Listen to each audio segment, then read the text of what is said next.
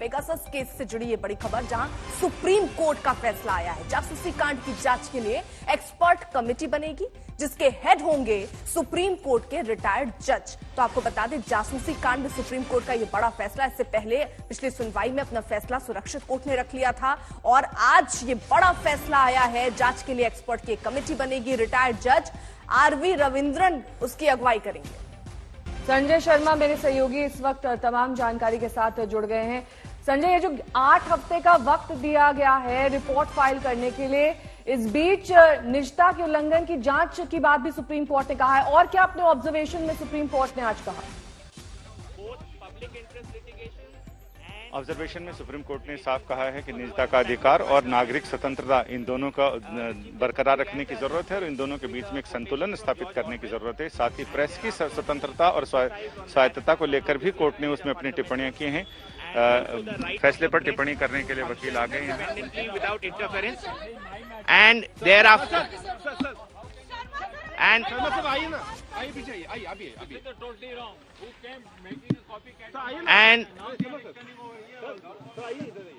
so the Supreme Court thereafter, the main verdict today is the Supreme Court has rejected the Union of India's limited affidavit. Please note,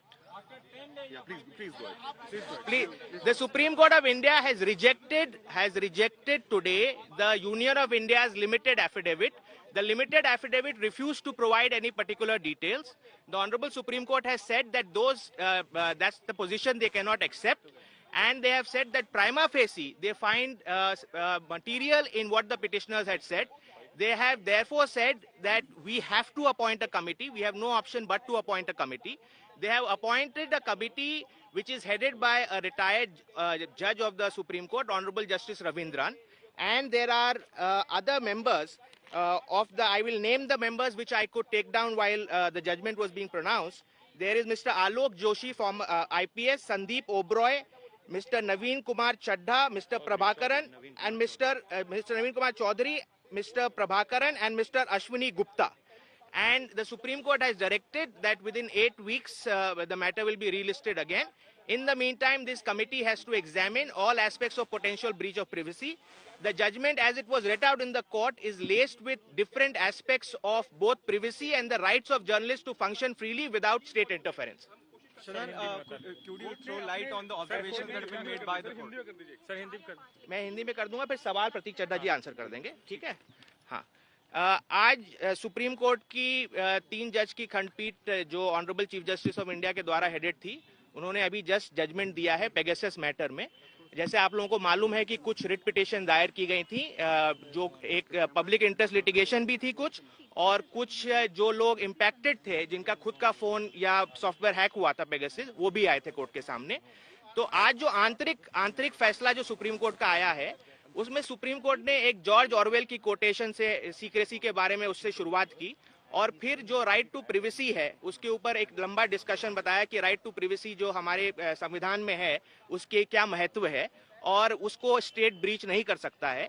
उसके बाद उन्होंने detail में एक journalist का right to function without interference, journalist का source reveal नहीं होना चाहिए, इन एस्पेक्ट्स पे भी डिस्कशन है।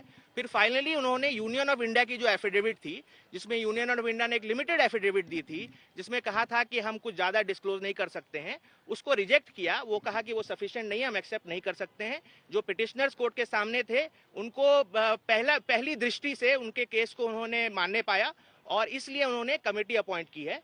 कमेटी जो है वो रिटायर्ड सुप्रीम कोर्ट जज ऑनरेबल जस्टिस रविंद्रन के थ्रू हेडेड होगी और उसके जो बाकी मेंबर्स हैं वो जो मैं नोट कर पाया जब जजमेंट पास हो रहा था, वो आलोक जोशी, संदीप ओबराय और 3 टेक्निकल मेंबर्स में Naveen Kumar Chaudhary, mister Prabhakaram and mister Ashwini Gupta होंगे। और कोर्ट ने 8 हफ्ते के बाद मैटर फिर लिस्ट किया है। इस दौरान कमेटी अपना काम करेगी। कमेटी को रिपोर्ट कब तक देनी है, कुछ कहा है? यानी 8 हफ्ते बाद इसका अगली बार अधिसूचित किया है उस मामले को और अगली बार मैटर लिस्टेड होगा 8 हफ्ते बाद। यानी 8 हफ्ते में कमेटी अपनी रिपोर्ट, अंतरिम रिपोर्ट कम से कम सुप्रीम कोर्ट को जरूर देगी। केंद्र के हलफनामे पर क्या कुछ कहा गया है यहाँ पर? केंद्र के हलफनामे पर सुप्रीम कोर्ट ने कहा है कि राष्ट्रीय सुरक्षा का जहां तक मामला था, सवाल उठा था, केंद्र सरकार ने अपने हलफनामे में काफी चीजें बताई थी और ये गारंटी दी थी कि राष्ट्रीय सुरक्षा पर किसी तरह का कोई समझौता नहीं किया जा रहा है। इसके अलावा याचिकाकर्ताओं ने केंद्र से, एक श्याम दीवान की तरफ से कहा गया था कि केंद्र कई और मामलों में भी हलफनामे मांगे थे कि सुप्रीम कोर्ट जवाब मांगे, लेकिन कोर्ट ने अपने फैसले में साफ कर दिया कि हमने श्याम दीवान की उस दलील को खारिज कर दिया था और ऐसे मामले जो राष्ट्रीय सुरक्षा से जुड़े हैं और संवेदनशील मामले, उस पे हमने केंद्र सरकार से कहा था कि अपने हलफनामे में जवाब देने की जरूरत नहीं है। सरकार चाहे तो सीलबंद लिफाफे में इस बारे में जानकारी दे सकती है, जिसे सार्वजनिक नहीं किया जाएगा।